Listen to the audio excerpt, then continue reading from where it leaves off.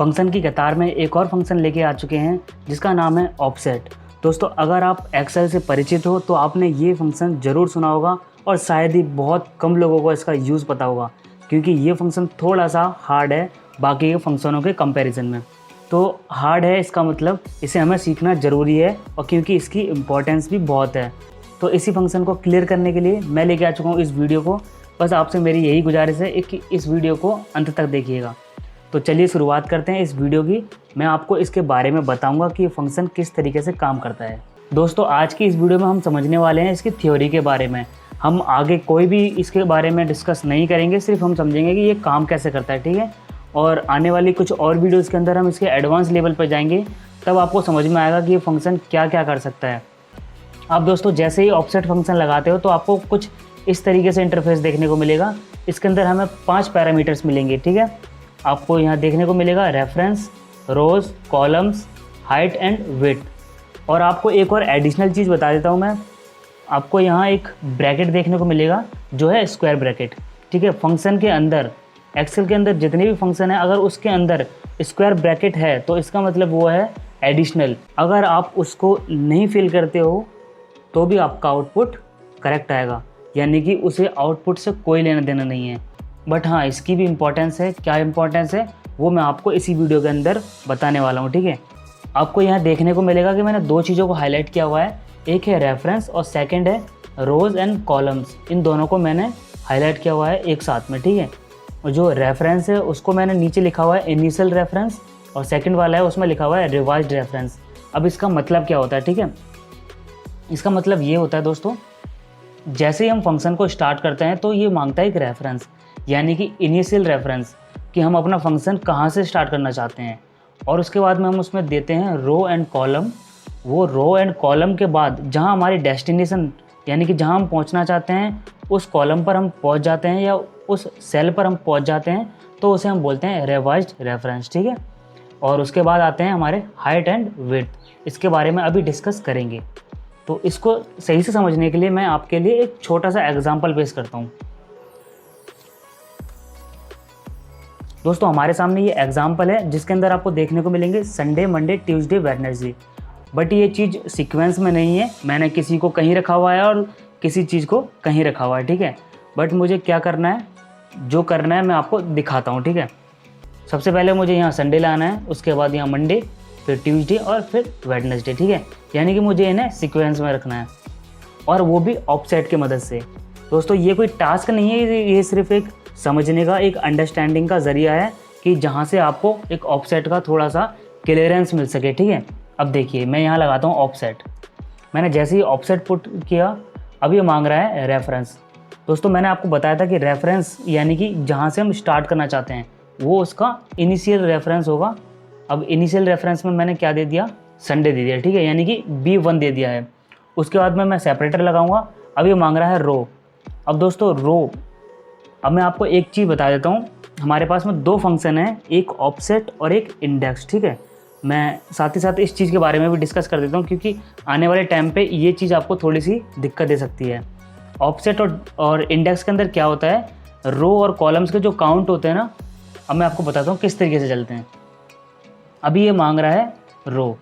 दोस्तों अगर मुझे, चलिए मैं इसे थोड़ा सा भी स्किप कर देता हूँ, मैं आपको पहले उसे क्लियर कर देता हूँ कि ये यहाँ पे रो और कॉलम्स का क्या फंडा है, कि हम इसे कैसे देंगे। अगर मान लीजिए मुझे यहाँ से मंडे पे जाना है तो किस तरीके से जाना पड़ेगा। सबसे पहले मैं क्या करूँगा, एक स्टेप डाउन करूँगा, उसका सेकंड करूँगा, थर्ड, फोर्थ, यानी कि 4 स्टेप में डाउन जाऊँगा। उसके बाद मैं राइट में जाऊँगा 1 2 3, ठीक है, यानी कि 1 2 3 4, और उसके बाद में 1 2 3 मुझे यहाँ लिख देना है, ठीक है। तो यानी कि हम बात करें कॉलम के अंदर तो 4 आना चाहिए और रो के अंदर 3 आना चाहिए। तो ये तो हो गया हमारा ऑफसेट। अगर हम इसी चीज़ को इंडेक्स के अंदर देखेंगे ना, तो इंडेक्स के अंदर ये काम कैसे करेगा। ये जो संडे है इसे हमने अभी कंसिडर किया है एज ए 0, बट जब हम इंडेक्स लगाएंगे तो इसके अंदर हम क्या करेंगे, इसे हम करेंगे 1, फिर 2 3 4 5। अभी ये 4 तक था, अभी ये 5 तक हो चुका, क्योंकि हमने संडे को एज ए 0 कंसिडर किया था। देन उसके बाद में क्या होगा, 1 2 3 और यहाँ पर 4। ठीक है, ये चीज़ आपको समझ में आ गई होगी। तो इसके बाद हम बढ़ते हैं, जो हम कर रहे थे उसी को फिर से स्टार्ट करते हैं। ठीक है, क्योंकि ये बताना भी काफ़ी ज़रूरी था, क्योंकि आने वाले टाइम पे आपको इस चीज़ से रिलेटेड थोड़े बहुत इशू हो सकते हैं। तो हम यहाँ लगाते हैं ऑफसेट। ठीक है, अब मेरे को बताने की ज़रूरत नहीं है कि हम ये कैसे चलाएंगे। अब मुझे क्या लाना है, सबसे पहले संडे लाना है। ठीक है, तो संडे के लिए दोस्तों क्या करना पड़ेगा, अगर हम अपना B1 देखें तो B1 पे लिखा क्या है, संडे ही लिखा है ना। और अगर हम रो की बात करें तो उसके अंदर क्या देना चाहिए, अभी मैंने आपको बताया कि हम अगर नीचे जाते हैं तो 1 देंगे, यहाँ जाते हैं तो यानी कि राइट में हम मूव करते हैं तो इसे फिर भी 1 देंगे, अगर हम लेफ़्ट में मूव करते हैं तो इसे -1 देंगे। ठीक है, अगर हम ऊपर मूव करते हैं तो इसे भी -1 देंगे। बट अभी बात हो रही है रो की, यानी कि ये रो है। ठीक है, ये रो है, ये शिफ्ट होगी नीचे। तो अभी हमें क्या करना है, कहीं नहीं जाना है, इसे हम दे देंगे 0। देन उसके बाद है ये कॉलम। कॉलम में क्या कह रहा है, अब हमें ना तो राइट में जाना है ना तो लेफ़्ट में जाना है, क्योंकि हमारा जो संडे है वो B1 कॉलम पे ही है। तो एग्जैक्ट हमें 0 दे देना है। देन हमें प्रेस करना है एंटर। अब हमारा आंसर आ चुका है संडे। ठीक है, संडे तो आ चुका है, बट अब हमें चाहिए मंडे। मंडे किस तरीके से आएगा देखिए, ऑफसेट लगाया मैंने। अब मैं एक चीज़ बताने की कोशिश करूँगा, वो चीज़ ध्यान से देखना। हमने B1 दिया, ठीक है, रेफरेंस, हमारा जो इनिशियल रेफरेंस है वही होगा, और हमारा जो रिवाइज्ड रेफरेंस होगा वो हमारा ये संडे आउटपुट आ चुका है। ठीक है, अब हमें क्या करना है दोस्तों, देखिए ये मांग रहा है रो के अंदर 1 2 3 4, तो मैंने दे दिया यहाँ पे 4। ठीक है, 4 के बाद इसने बोला, अब यहाँ पे 4 हो चुका है, 1 2 3 हो गया, तो यहाँ पे मैं दे देता हूँ 3 देने के बाद में मैं करता हूँ इसे ब्रैकेट क्लोज, और उसके बाद मैं करता हूँ एंटर। क्या आ चुका है दोस्तों, मंडे आ चुका है। अब यहाँ पे निकालते हैं हम ट्यूसडे। मैं आशा करता हूँ कि ये चीज़ आपको थोड़ी बहुत तो क्लियर हो रही होगी, और बाकी की जो क्लियरेंस है वो आपको आने वाली वीडियोज़ के अंदर मिल जाएगी। बट हाँ, ये ज़रूरी है, क्योंकि आपका बेस मजबूत होगा तो आप इस फंक्शन को आगे अच्छे तरीके से यूज़ कर पाओगे। ठीक है, अब हमें क्या करना है, हमें जाना है ट्यूसडे पे। बट हमारी कंडीशन क्या है, जो हमारा रेफरेंस है वो सेम होना चाहिए, है ना। हमारा B1 सेम है यहाँ पे भी। अब उसके बाद क्या करते हैं, रो। अब ये रो पूछ रहा है, तो रो में कितनी डाउन जाना है। ठीक है, काउंटिंग करते हैं, 1 2 3 4 5 6 7 8 9। ठीक है, 9 मैंने यहाँ 9 दे दिया है। अब ये कॉलम पूछ रहा है दोस्तों। कॉलम के अंदर मैंने आपको बताया, जैसे ही अगर हम यहाँ मूव करते हैं, यानी कि लेफ़्ट में मूव करते हैं या फिर हम अप जाते हैं तो माइनस हो जाएगा। तो अभी ये कॉलम की बात कर रहा था, कॉलम में हमें क्या करना है, -1 देना है।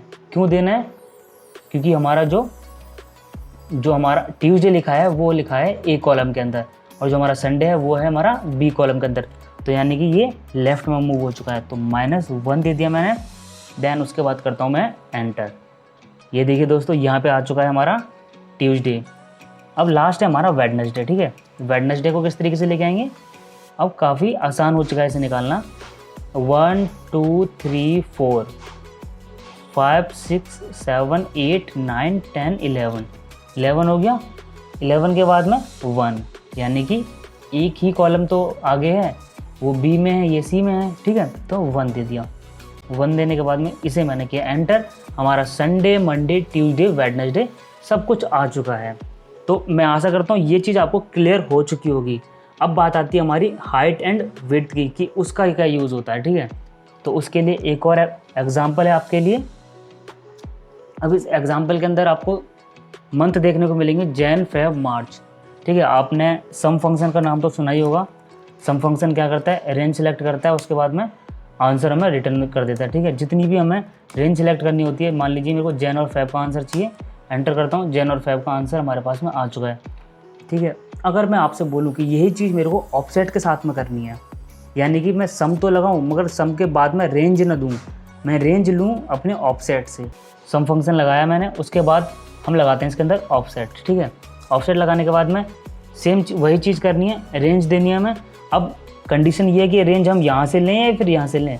दोस्तों ऑब्वियसली अगर हमें कैलकुलेशन करनी है तो हमारी नंबरिंग की कैलकुलेशन होगी, ना कि हमारे टेक्स्ट की कैलकुलेशन होगी। तो आप यहाँ से देना चाहो तब भी दे सकते हो, अगर आप जैन से देना चाहो तो तब भी कोई प्रॉब्लम नहीं है। ठीक है, तो मैं यहाँ पे जैन से दे देता हूँ, वो एज ए टेस्ट है तो वो कंसीडर नहीं होगा। अब ये कह रहा है रो, अब रो के अंदर क्या है, तो मैं जैन को ही रखता हूँ और कॉलम में वही सेम रखता हूँ। ठीक है दोस्तों, इतना तो हो चुका है। अब हमारी बात आती है, अब हमारी बात आती है हाइट पे, यानी कि इसकी हाइट कितनी है। हाइट का मतलब होता है दोस्तों ये, तो हाइट इसकी हम काउंट करते हैं 1 2 3 4 5 6, तो इसकी 6 हाइट है। और विड्थ कितनी है 1 और 2, यानी कि ए कॉलम और बी कॉलम। ठीक है, तो ये हमारी विड्थ हो गई, इसे हम कर देते हैं 2। देन क्या करते हैं, ब्रैकेट क्लोज किया हमने, ये सम का ब्रैकेट क्लोज किया और इसके बाद करते हैं हम एंटर। आंसर आप मैच कर सकते हो दोस्तों, बिल्कुल exact same to same answer आ रहा है।